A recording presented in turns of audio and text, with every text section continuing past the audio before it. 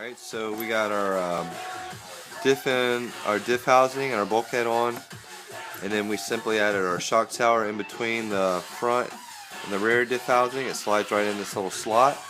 I've already got the two bottom screws in. I'm going to put the two top screws in.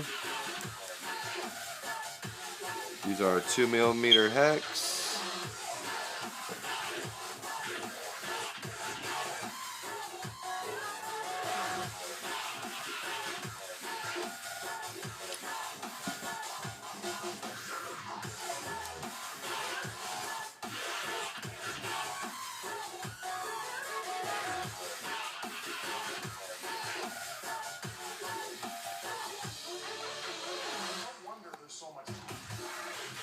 Alright, so now we're gonna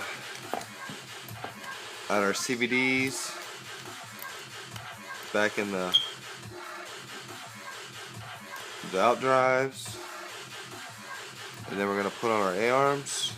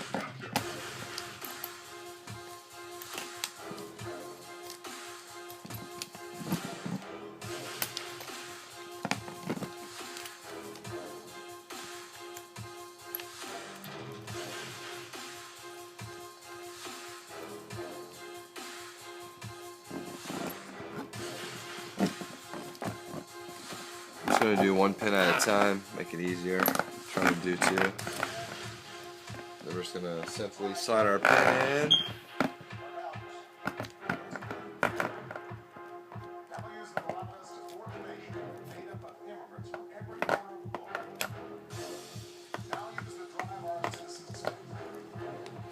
Make sure your CVD is still in there, you don't want it to slide out.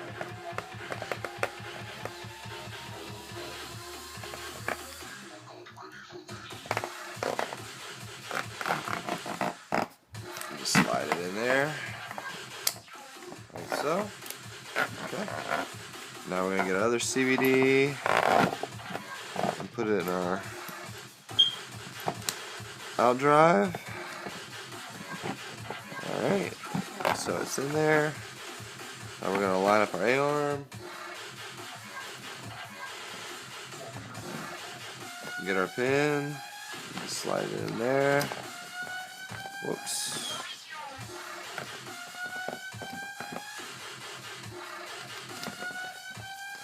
Keep sliding off.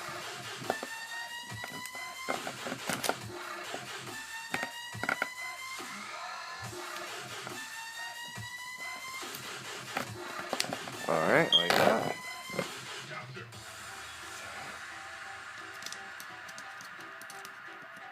Alright, tie this down. Again, we're going to use our 2mm hex.